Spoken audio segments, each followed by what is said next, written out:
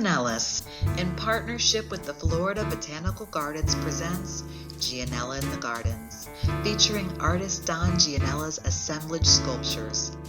Join us for a virtual tour of 3 artworks created from repurposed steel objects reimagined into new forms. The beauty of the Florida Botanical Gardens, located in Largo, Florida, is the ideal environment to showcase these sculptures, bringing a deeper awareness of recycling and the responsible use of discarded material. First on the tour is Plenum Orb, created in 2015. In physics, plenum means a space completely filled with matter.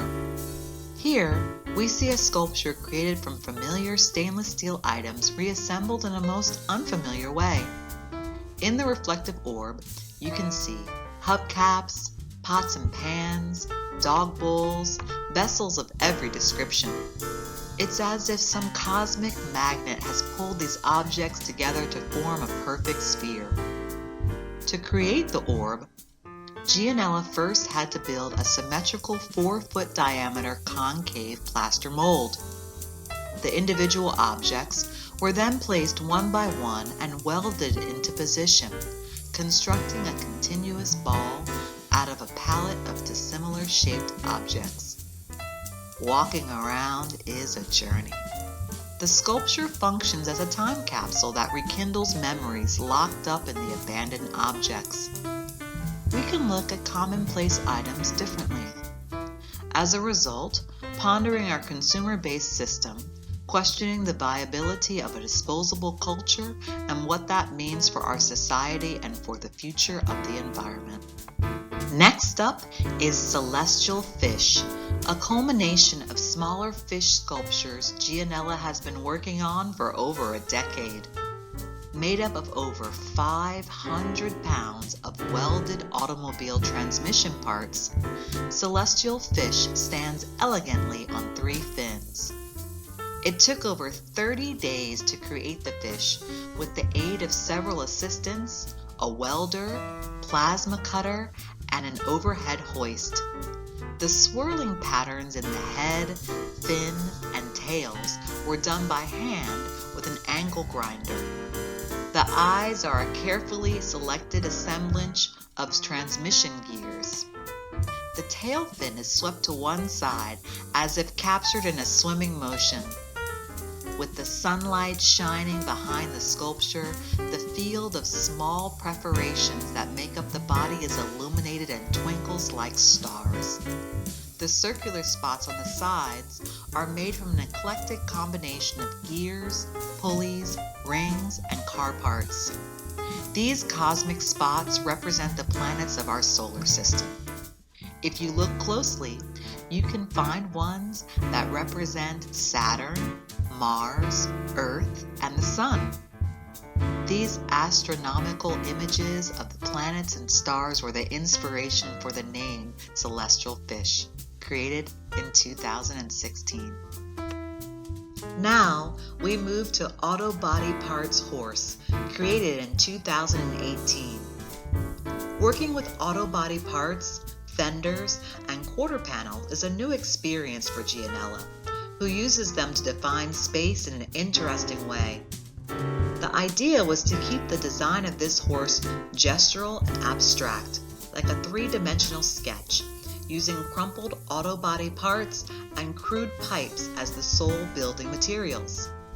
To find them, Gianella sourced a scrapyard and a pick-the-part automobile graveyard in Clearwater, Florida. Once he got the perfect rusted pipes and 6 dented fenders from wrecked cars, he used a pipe bender and a long lever to build a gentle curve in 1 3/4-inch diameter steel pipes, which would become the front legs. During the process, Gianella thought of Archimedes, the Greek inventor and mathematician who said, "Give me a lever long enough and I can lift the world." The thin sheet metal is very malleable, and the finish gets more interesting as it's hammered and bent. Gianella treats them as though they were crumpled and torn sheets of paper, roughly delineating the parameters of the horse, establishing mass and adding splashes of color. The crumpling and deformation is also makes the metal more rigid, adding stability to the structure once it's welded. Simple and bold, no eyes, ears, or mouth. The result is raw and elegant. And now, join us for an interview with the artist, Don Gialanella. Gianella's studio was first located in Cooperstown, New York, before he moved to Taos, New Mexico, Los Angeles, California, and finally to St. Petersburg, Florida. He's worked as a graphics producer, receiving an Emmy for his work on Monday Night Football in 1990. He's also taught fine art for Bilkent University in Ankara, Turkey.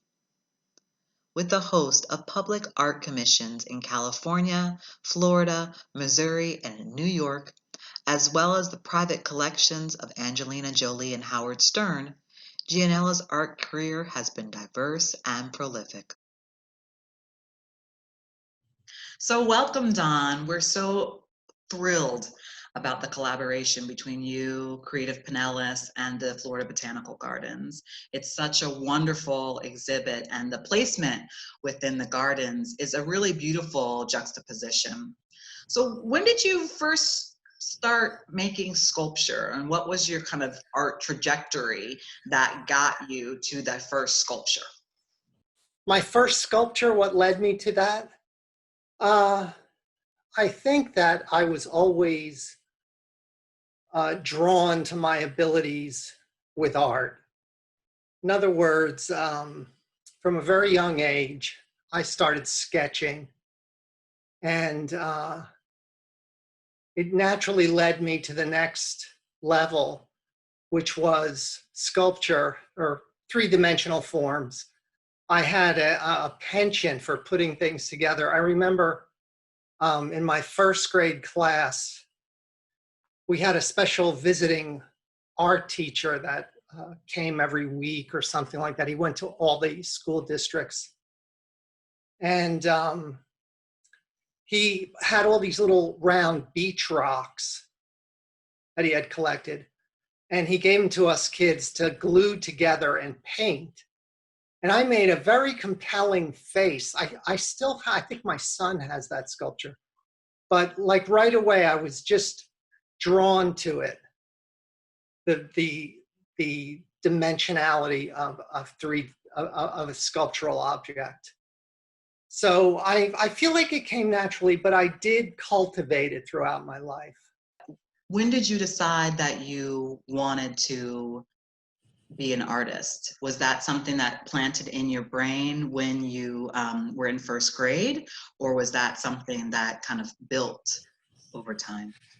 I think that my identity was pretty firmly established as being an artist from as early as I can remember. I just thought that was me. I was an artist. You know, I like I said, I found it to come naturally. I had three older sisters who were artistic, so I had an example that was set for me. I had materials, sketch pads, and pencils. And my parents encouraged me. So I think the combination of those events led me to develop my art throughout my life. Tell me a little bit about how attending Cooper Union and working with artists such as Louise Bourgeois and Hans Hanke and living and working in Turkey, how has that influenced you as an artist? And also, I'm going to use this term, an entrepreneur, because I do think it is so important that we talk to the community about the business of art. So take those pieces however you want to take it, but you've had some amazing influences, and I love to hear about what the impact of those people and those places have on you. Well, in retrospect, I think I was very fortunate to come into the path of some very, very influential artists. Like you mentioned a few. I was in the right place at the right time. Being with Louise was particularly influential to my career, my attitude of being an artist, my commitment to making an artist my lifestyle. I had her as a teacher, and we developed almost an immediate friendship. And then she subsequently asked me to work for her after graduation. And so I got to spend a lot of time with her in the studio, traveling around, going to shows, being her friend. She would cook interesting lunches for me every day, and it was great. But, you know, I was so young, I didn't realize the gravity of the situation. I mean, the people that used to come visit her were famous artists and art dealers, and I used to let them in the building. But I think the most important thing that Louise gave me was the commitment to live the lifestyle of an artist, to eat, breathe, drink, think, art. And like her whole house was an art studio. She didn't have a single room that she couldn't do something creative in. And this is in a 5-story brownstone, which she owned the whole thing in Chelsea. It was like a fun house. And of course, you know, another great influence on me was Jim Dine. He was my drawing teacher. And he was just such a cerebral character where, you know, I had formerly only seen people like that who had lofty positions like lawyers or politicians. You know, he carried the mantle of being an artist with such dignity. And I'll never forget that. He was a really, he was a great teacher as well. But, you know, this rarefied air all ended when I left Cooper Union and went out into the real world. And then I was taking a trip back to New York to see my family, who was still in New Jersey. And my sister at the time was a on-air meteorologist for ABC. And she said, well, while you're here, Don, you should go see the art director. And I said, well, yeah, I mean, I have my portfolio. It's a bunch of drawings. And I went to see him. And by again, being in the right place at the right time, he was a Cooper Union graduate. He was an older gentleman and rather famous within the business. His name was Ben Blank. And he said, we don't have any Cooper men here. I said, well, now's your chance to revolt the earth of Cooper Union alumnus. And again, I was right at the cusp of the electronic revolution, and the rest is history. I mean, me and my colleagues helped develop the science of computer graphics. We had the first computer graphic machines, and we worked with a company called Quantel in England, and we just rode the wave. It was fabulous. Tell me some of your biggest joys and biggest challenges of being a sculptor. Because I would imagine that at some days it is the most fantastic thing that you can ever experience. And some days it's got to be frustrating. Well, you know, some very wise person once said, you don't achieve anything until you're psychically ready to accept it. And with that comes a certain amount of blasé, jadedness, or something like that. You know, I've been working for so many decades. I think, I don't really count, but it's got to be close to 25 years as an independent sculptor. And my work has finally achieved some recognition and praise, which is so gratifying. But, you know, the sort of enthusiasm for creating a piece that, you know, you've worked so hard on has sort of been tempered by the fact that there's so much work involved and there's so much demand and there's so much pressure and stress with these commissions that it's become, you know, like they say, be careful what you wish for. And I always wanted to be given large commissions for public works, but, you know, now I have, it's like a traffic jam. They're like backed up, you know? And, you know, it sounds like I'm complaining, but it's sort of blunted the joy I had as a younger artist just from selling a small piece, you know, that because you progress and you get to the level where it's not about the money or not about, it's just about the being funded for the ability to realize your ideas on a grand scale. And that's what really excites me.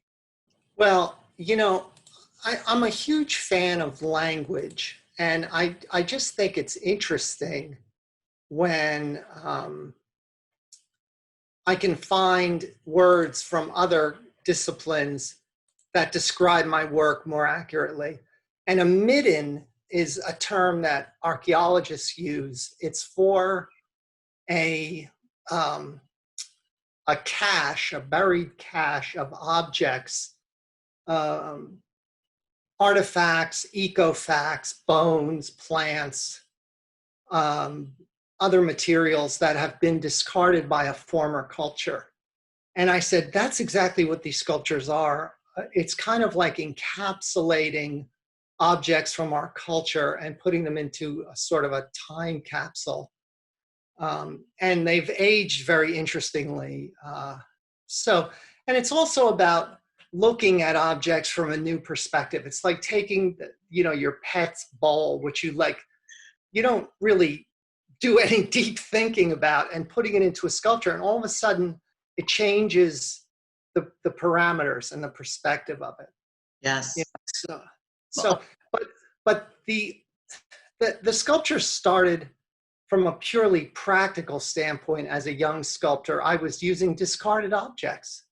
I mean, I was using the detritus of society to create art, which had some zeitgeist to it, you know, as well, which I always liked, but I didn't overanalyze it. I've shifted some of my focus more directly to recycling awareness. I've done, I think, 3 pieces that are displayed at festivals where people can insert their plastic bottles. And the sculpture is kind of a reminder of how many bottles are being discarded every day and not recycled. I have been thinking lately of like, what is the concept of permanence? In other words, is it something that lasts a lifetime, several generations, millennia? I mean, even mountains are worn down into flat deserts over the span of geologic time. So what is permanence? So I was thinking of, I'm developing an idea for a piece.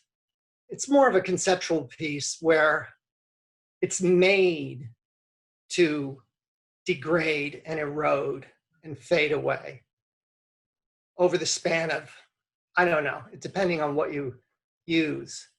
But I think it's interesting because, like, people, you know, they come back to a monument like the Eiffel Tower. They expect the Eiffel Tower to look the same, you know, if not better. They jazz it up with some LED lights. But, you know, it'd be interesting to say, oh, yeah, there's this sculpture. Oh, it's right over here. And they look at it and it looks totally different. They go, what the hell is this? What happened to it? But, you know, we're all changing, I guess, is the point. I do market. I have to rephrase that. I misspoke. I do market, but I do it mainly through video and interpersonal type things. In other words, getting my work out there. I try to document the work. Yes. And, you know, I actually have a friend who runs a public relations firm, and he has been sending out press releases and things like that. But I guess my main marketing thrust is to I try to write every day about what I do, and document the work in process, which comes in very handy whenever people ask me for some words about my work or images. I usually have them. Okay, that's a great question. You talked a little bit earlier about enthusiasm. What's the joy of being an artist and a sculptor? And I was a little bit cavalier about it, but the real aha moment for me is the idea. That's when I really get excited and say, oh, that's it. That's perfect. That's the thing to, and developing that idea.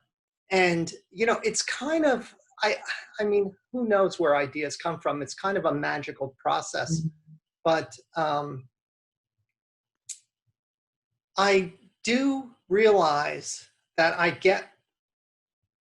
develop my best ideas when I'm walking. And I take several long-hour walks every day, mostly to keep myself moving because of the Parkinsons. But yeah, when you clear your mind of clutter, get away from the computer, get away from the studio, and just walk, things seem to gel. But I think chance favors the prepared mind, because if you don't have the tools and the thoughts and the background, maybe the ideas don't come.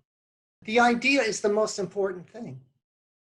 Without the idea, all the rest of it is just fluff, just creating an object that has no gravitas. Mm-hmm. The ideas are really the fun part of the whole thing. And then the unfun part is realizing them, but there is some fun. But there's a lot of managerial labor that I wish I had somebody. Well, Christo, who just died, yesterday or the day before? I loved his work. It was both conceptual and physical. But what is little known about Christo is that his wife did all the actuating of making these projects happen. Because there's a huge amount of politics involved with wrapping the Reichstag and Central Park. He was the idea man and she was the actuator. So huge credit given to her. Because if she wasn't around, he'd be wrapping gift boxes in Macy's, I think, really. So there's several phases of getting your work out there. And, business people call it marketing, and I guess it is, but it's, which is another subject that's very interesting. How do you market yourself in this day and age? Is it Instagram? Is it Facebook? Is it direct, advertising in magazines? Who reads magazines? I do market. I have to rephrase that. I misspoke. I do market, but I do it mainly through video and interpersonal type things. In other words, getting my work out there. And not necessarily, I have an Instagram account, but I don't work at it. I guess my main marketing thrust is to I try to write every day about what I do, and document the work in process, which comes in very handy whenever people ask me for some words about my work or images. I usually have them. Tell me a little bit more about how Parkinson's has affected your ability to work, or affected your work in an unexpected way. Yeah, well, it has affected my work in a very basic and profound way, in that I'm losing control of my own body, which is very dismaying and like an emotional and psychological burden that I'm still trying to come to grips with. But it has, as you asked, has ironically expanded my capabilities to a certain degree, because I'm relying, as I said before, on fabricators and helpers and people to do things. And it's almost like teaching in a way, because I taught for a couple of years, and the teacher is also benefiting along with the students, because you're academizing, if there's such a word, your process. And in that, you kind of quantify the things you're doing and look at them in a more exact, formulaic kind of way. And it's almost like that with working with these fabricators, because they ask questions that I wouldn't necessarily ask if I was making the piece myself. So you have to think of more aspects of the work. And so it definitely has expanded my capabilities. In fact, later this year, I'm going to be installing, let me see, 1, 2, 3, 4, 5 really of my most ambitious pieces that are under construction. Yes, thank you. So we'll see how, and also I kind of want to be an example for people who are struggling, that you can do it even despite your disabilities and your obstacles, because people like Mark DeSuvero, who's a very well-known metal sculptor, and Chuck Close, who has a great disability. They have to strap the paintbrushes to his wrist. He's in a wheelchair. They've been heroes of mine, to work through it and realize that you could still accomplish your art. It's a lot harder. It's a lot more difficult. But, I'd like to be a positive example for people. Beautiful. You are, Don. Thank you. Thank you. You really are. So what do you hope the impact of your work is? Well,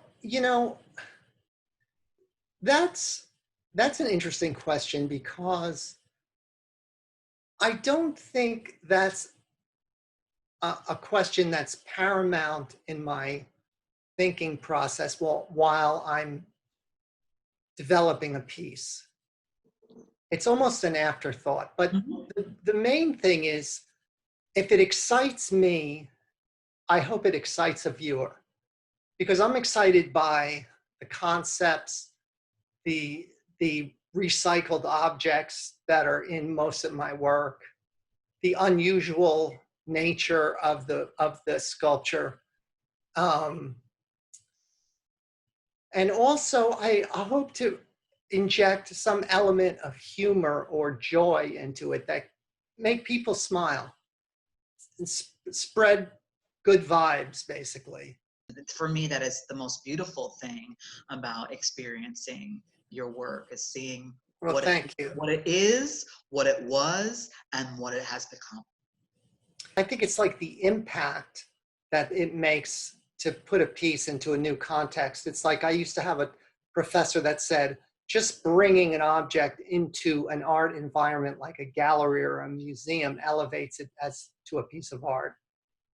For example, Duchamp's urinal, and it kind of works the same with the midden pieces. It's like taking this undignified object and giving it this dignified role as an integral part of a sculpture.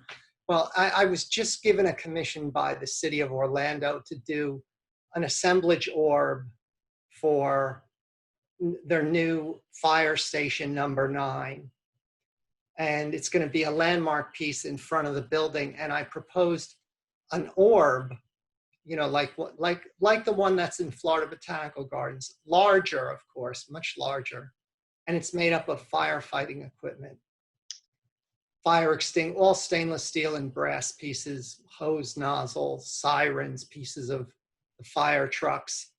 And I was actually quite surprised that they chose my idea, because it's kind of a little bit far out, I mean, but it's going to be a really interesting piece. Well, that's about our time, Don. Thank you for having me. Gianella in the Gardens is currently on exhibit at the Florida Botanical Gardens, located at 12520 Ulmerton Road in Largo. Join us Monday through Sunday from 7 a.m. until 5 p.m. This program is brought to you by Creative Pinellas. Our mission is to facilitate a vibrant, integrated, collaborative, and sustainable Pinellas County arts community and arts and cultural destination. Creative Pinellas is funded in part by the Pinellas County Board of County Commissioners, Visit St. Pete Clearwater, and the State of Florida Department of State Division of Cultural Affairs. For more information on all the programming and resources from Creative Pinellas, visit our website at creativepinellas.org.